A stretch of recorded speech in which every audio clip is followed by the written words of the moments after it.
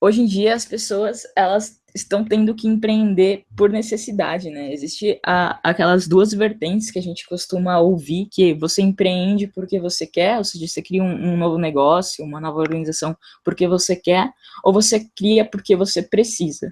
E com as mil e uma reformas trabalhistas, da Previdência, enfim, que o governo protagonizou nesses últimos meses, e com a super crise financeira, e claro, isso não foi só culpa do Temer, mas foi culpa de gerações de governos um pouco irresponsáveis com a questão das finanças do Brasil, a gente meio que herdou uma super crise e nem as empresas, nem as pessoas estão conseguindo se manter ou gerar trabalho suficiente para todo mundo.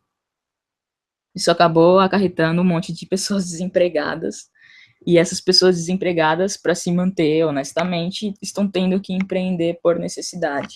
Eu costumo ver muitos e muitos programas sobre empreendedorismo, e esses últimos que estão passando são exclusivamente sobre empreendedorismo por necessidade. Inclusive, né, nessa última semana passou no Fantástico e no Globo Repórter também algumas reportagens sobre esse novo empreendedorismo por necessidade e uma diferença que tem do empreendedorismo por necessidade de 5 anos atrás e o atual é que antes 80% dos empreendimentos, eles davam certo. Então, você empreendia por necessidade e 80% desses empreendimentos, no total, acabava dando certo, né? Acabava vingando. Hoje, a gente tem uma taxa super baixa, de só 24% de empreendimentos nos últimos 2 anos estão conseguindo se manter. Estão conseguindo gerar renda, gerar trabalho e gerar um pequeno lucro para a pessoa que o fundou.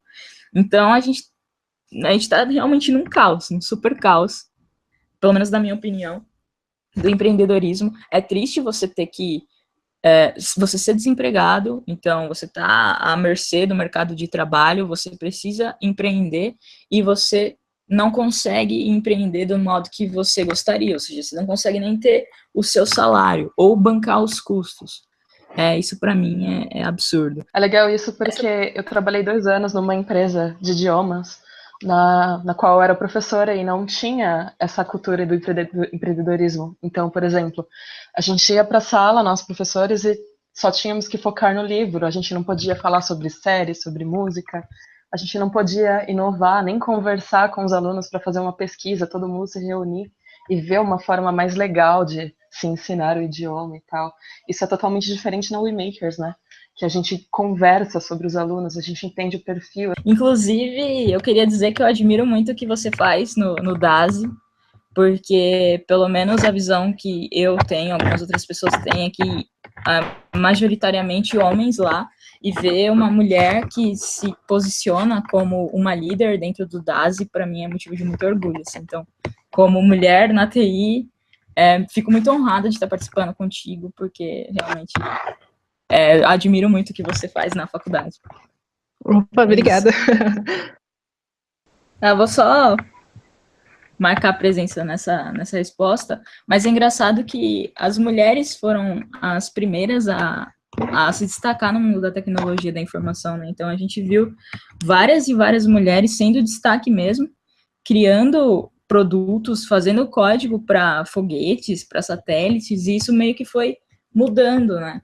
Antigamente eram de fato as mulheres que predominavam nos cursos de TI, e de certo modo isso foi caindo.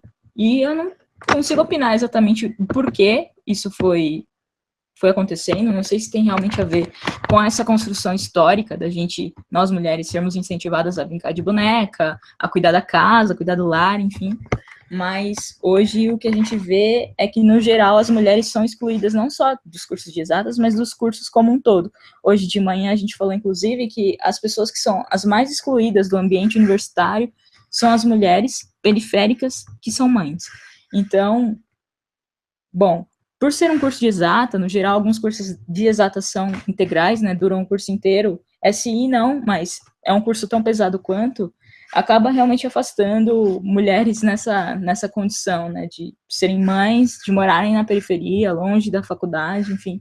Então tem toda essa questão social atual, para além da questão histórica, que também contribui e corrobora para que as mulheres meio que estejam afastadas do mundo das ciências exatas, por assim dizer. Tem alguns projetos de longo prazo, né? Acho que o DASI marcou minha vida muito forte, porque é uma experiência muito enriquecedora no sentido de gestão mesmo de pessoas e lidar com grupos de quase 50 pessoas que trabalham em muitos projetos simultaneamente. Tem semana acadêmica, tem festa, tem cursos, tem alguns outros projetos. Então, foi bem marcante para mim. E acho que a organização da Hackathon, que foi a coisa mais recente, também foi uma das coisas que mais me marcaram por ter que conseguir lidar com imprevistos e problemas de uma forma muito rápida e ter que conseguir tocar um evento de 24 horas, 26 horas, que seja, e que tudo desse certo. Então, foi bem enriquecedor.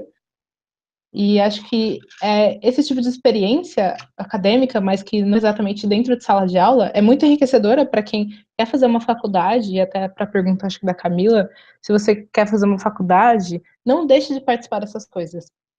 Sério, isso vai ser, acho que, a melhor experiência possível na faculdade. É bem melhor do que sala de aula. Você vai aprender muito mais que sala de aula, mas não deixe de ir para aula, tá? Sério, não deixe de ir para aula. Não faça igual eu fiz em 2015. Mas participe desse tipo de coisa. Participe de diretório acadêmico, de grupo de estudo, de grupo de hackathon, de semana acadêmica, que é muito enriquecedor. Eu vou passar aqui. O Pedro Caleb, ele falou uma coisa aqui. É, quando eu participo de hackathons, meus amigos homens não querem trabalhar com mulheres, porque elas falam demais. Queria externalizar o pensamento masculino. PS, não concordo. Pedro. Ué, gente, qual é o problema de falar demais? Que isso? Aí que tá, eu acho que na área de SI falta gente que fala demais, porque a gente tem uns caras bitolados que só sabem codar e escrever código e não sabem trabalhar com pessoas, e tem esse pensamento super machista de achar que as mulheres falam demais, mas não sabem que isso, na verdade, é uma coisa que é realmente instaurada deles não poderem falar e não poderem externar as coisas deles, mas não é culpa nossa. Então a gente vai falar sim. E se ele deixa de trabalhar, ele ou os amigos dele deixam de trabalhar com mulheres em hackathons, eles estão perdendo uma visão de mundo totalmente diferente da deles. Então é isso. Só pra... Não para defender o Pedro, mas o Pedro falou que ele não concorda com esse pensamento, ele acha meio absurdo. Coitado do Pedro. A gente recebeu uma pergunta aqui do Hugo. Ele quer saber se a gente pudesse voltar no tempo, o que a gente mudaria quando a gente entrou na nossa carreira em tecnologia. Eu ia prestar atenção nas aulas do técnico. Apesar das aulas não eram umas aulas muito boas, mas eu tinha toda a estrutura ali para aprender mesmo. E talvez na faculdade não ter desviado tanto assim das aulas. Eu acho que eu não soube muito administrar meu tempo e me dedicar realmente às matérias. E isso é uma coisa meio que eu trazia muito do ensino médio, essa coisa de você achar que você vai para aula e você vai aprender só na aula. Tem gente que consegue, tem muita gente que consegue, tem muita gente que se dá bem com isso, que vai para aula, chega em casa, dorme, não estuda e tira 10 na prova. Mas eu nunca funcionei desse jeito, então talvez se eu pudesse voltar atrás em 2015, eu ia prestar mais atenção nas aulas e realmente estudar em casa. Triste. Se eu pudesse voltar em 2013, quando eu entrei em gestão de políticas públicas, eu teria não entrado em gestão de políticas públicas, teria entrado em sistemas de informação, com certeza.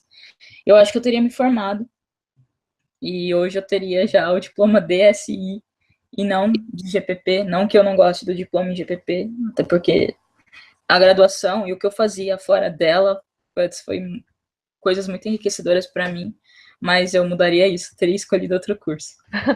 Eu acho que eu teria feito uns cursos a mais, viu? Eu acho que eu vacilei muito nisso. Eu saí do ensino médio, eu fiz um curso de comissária, mas eu fiquei uns 6 meses parado.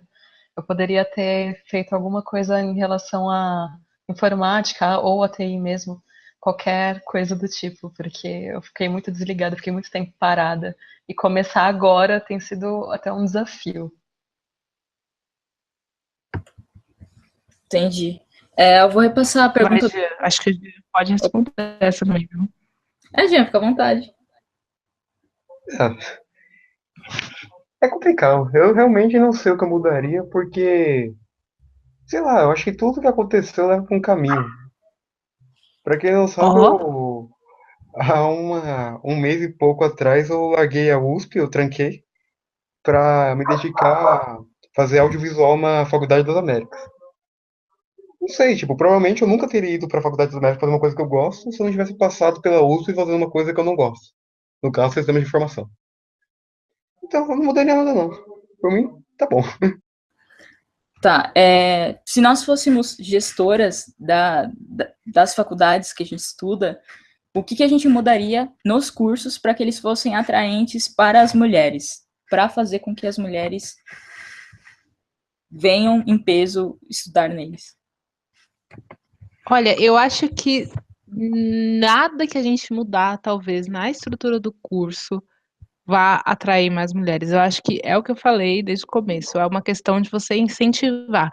Se você tem aulas, por exemplo, de lógica desde o ensino fundamental para todo mundo, para as meninas, e despertar esse interesse de computação nas meninas, talvez isso seja melhor. Eu acho que é você mexer mais na base mesmo da coisa e não exatamente no curso. Acho que tem mudança que dava para ser feita no curso que atraía muito mais gente no geral, homens e mulheres, porque tem coisa que, pelo amor de Deus. Mas acho que, assim, mudar algo para atingir especificamente mulheres, talvez não, mas você implementar esse tipo de coisa desde cedo, acho que sim. Eu, particularmente, Pode falar. acho isso uma mudança.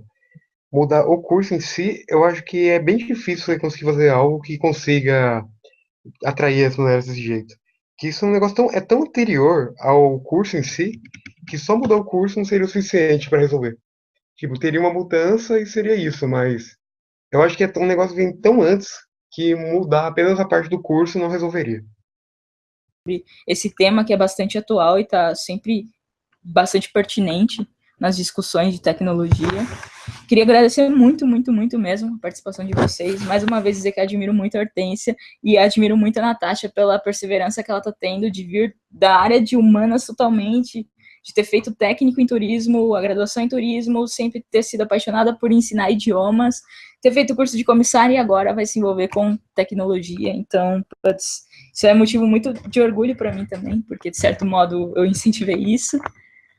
Só que é muito difícil você falar de inovação tecnológica, porque, por exemplo, o nosso projeto ele apresentava um curso de uso de tablet dentro da sala de aula. E aí foi uma crítica até mesmo que eu fiz dentro do projeto, e aí numa das formações presenciais, uma professora se levantou e perguntou: como eu vou usar tablet dentro da sala de aula se na minha escola não tem internet?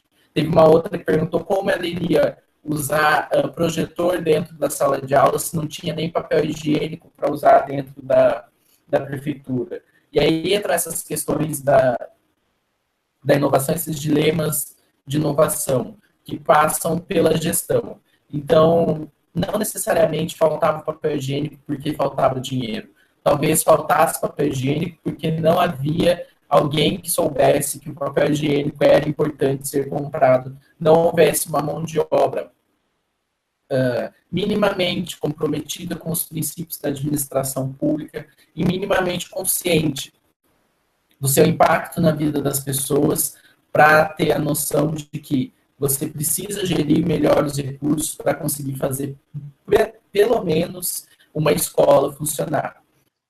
Eu acho que, primeiramente, você tem que valorizar toda tentativa de inovação e não mandar ficar aí quietinho, não vem mudar aqui porque assim tá bom. Então, eu acho que a primeira coisa é quem ocupa os cargos mais elevados, né, da administração pública, sempre tentar valorizar essas tentativas, talvez algumas não tão bem sucedidas, mas que se tivesse o apoio devido, se tivesse a valorização, poderiam acontecer. Então, acho que a primeira coisa seria essa valorização. Hoje no mundo é muito difícil a gente ser a gente mesmo em essência. Então, eu aprendi que quando você fala com a sua verdade, com o seu coração, você tá feliz, você tá consciente, e é um pouco da verdade que eu tento imprimir no mundo. Segundo, eu vim no mundo para servir.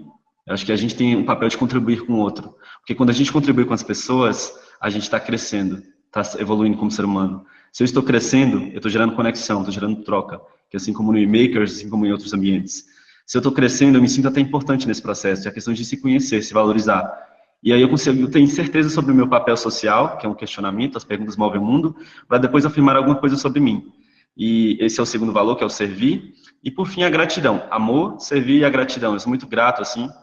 Enfim, acabei de voltar da Amazônia, parece até brincadeira, mas assim, acho que foi um dos momentos mais de gratidão e foi quando eu aprendi, eu acho que de maneira mais profunda possível, o que é inovação social, o que é viver a ponta e por que hoje estou no governo. Porque eu aprendi desde pequeno que a educação transforma. Porque como exemplo próprio que tenho de vida, em casa, enfim. E aí eu me questionei por que eu teria que fazer uma universidade, e olha que eu gostava de estudar, eu sempre fui um estudioso na escola, e eu refleti que a nossa educação hoje, assim como muitos que têm essa bandeira, ela não passou por uma revolução. A gente passou por uma revolução na indústria, revolução industrial, enfim, N revoluções na sociedade, mas a escola, se você pegar uma foto da escola tradicional brasileira do século passado, a de hoje é igual. Isso muito me questionava. E quando você se questiona muito de um ambiente, de uma angústia, e aí nasce inovação social também nisso, nessa nossa angústia, nessa nossa inquietude, você se questiona que você é alguém que pode fazer alguma coisa.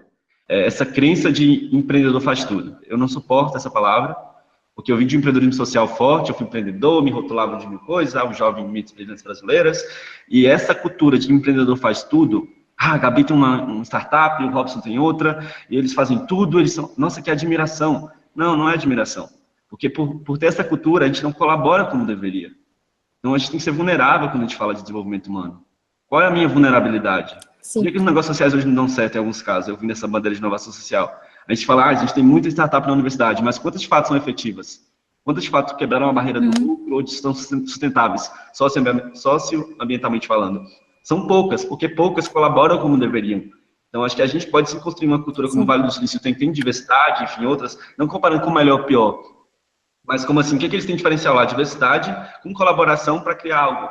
E assim, a gente também faz isso no dia a dia.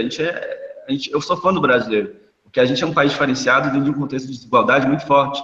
Então, é um pouco disso também, de saber qual é o privilégio que tem, porque a partir disso eu posso conhecer o outro, e a partir dessa ruptura de conhecer o outro, eu posso colaborar melhor com o outro. E aí, assim, eu gosto muito de comunicação não violenta, do Marshall, que é assim, o que é a necessidade da Gabi? Como é que Alisson no e-mail, ou com o Robson, a gente pode trocar? É um pouco disso também. Bem, a administração vai dizer que existe uma diferença entre invenção e inovação. A invenção é aquilo que você elabora, você cria, e a academia está cheia de invenções, e a inovação é aquilo que você consegue efetivar na sociedade.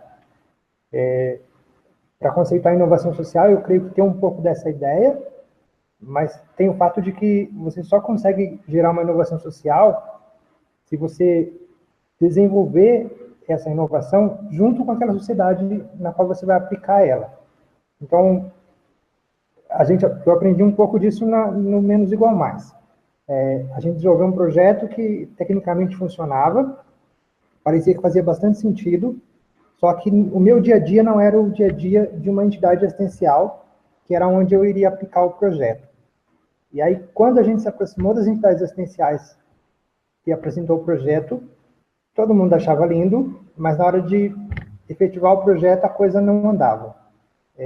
E aí a inovação social não acontece. Então, não adianta ter o melhor planejamento do mundo, se você não desenvolveu aquela solução junto com quem vai usar ela, nada dá certo. E foi por isso que a gente parou para repensar isso, e a gente vai criar isso de novo com as entidades que são quem se beneficia da inovação que a gente está propondo. A todo momento eu vejo muita gente, assim como eu, em alguns momentos da vida, eu perco a minha chave da casa, vamos imaginar essa situação, e eu estou loucamente procurando pelo jardim essa chave da casa que eu perdi. E aí passa um vizinho e me pergunta, Alisson, mas tem certeza que você perdeu a chave da casa aí fora? Eu falei, não, a chave eu perdi lá dentro. Porque é fácil a gente perguntar lá fora e buscar motivos fora do que a gente fugir da gente mesmo. Então, acho que quando a gente se assume como ser humano, de falar, eu sou isso, eu quero fazer isso, eu vou me conhecer internamente, eu vou buscar a chave da casa dentro da casa, eu consigo, eu acho que, enfim, entender novos horizontes. E é um pouco das coisas que hoje, entendendo como ser humano em termos de caminhada, partilho, assim. Eu acho que quando você tem decisões pontuais, tem desafios, acho que quanto mais você supera esses desafios, mais você fala quanto foi importante passar por eles. E é um pouco disso também, assim, sabe? Um pouco que eu queria trazer. É o encontro do rio com o oceano. Um rio, quando ele vai de encontro ao oceano, ele treme de medo. Ele olha para trás, para os cumes, para as montanhas, por um caminho sinuoso, através das florestas, através dos povoados, e ver à sua frente um oceano tão vasto que entrar nele nada mais é do que desaparecer para sempre. Mas o rio não pode voltar. Ninguém pode voltar. Voltar é impossível na existência. Você pode apenas ir em frente e arriscar. Então, somente quando o rio entra no oceano é que o medo desaparece. Porque então o rio saberá que não se trata de desaparecer no oceano, mas de tornar-se oceano. Por um lado, é desaparecimento. Por outro lado, é renascimento. Assim somos nós. Só podemos ir em frente e arriscar.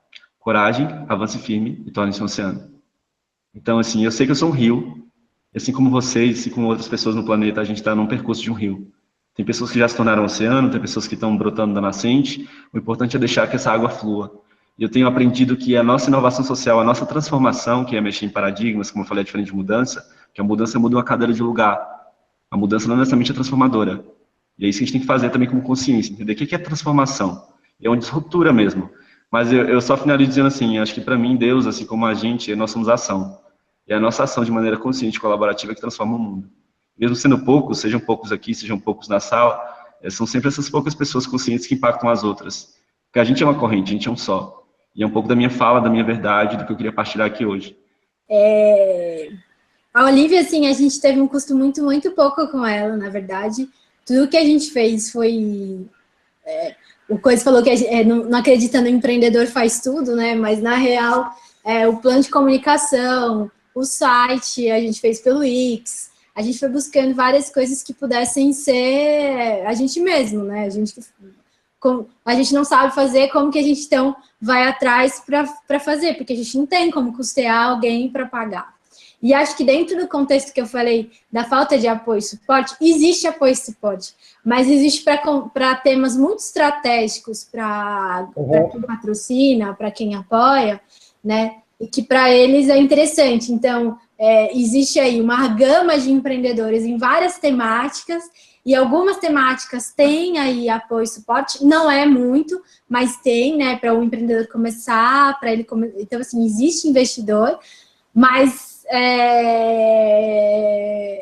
uma outra gama também de outros empreendedores acabam morrendo, e aí, obviamente, eles acabam indo para o mercado tradicional, porque você não consegue...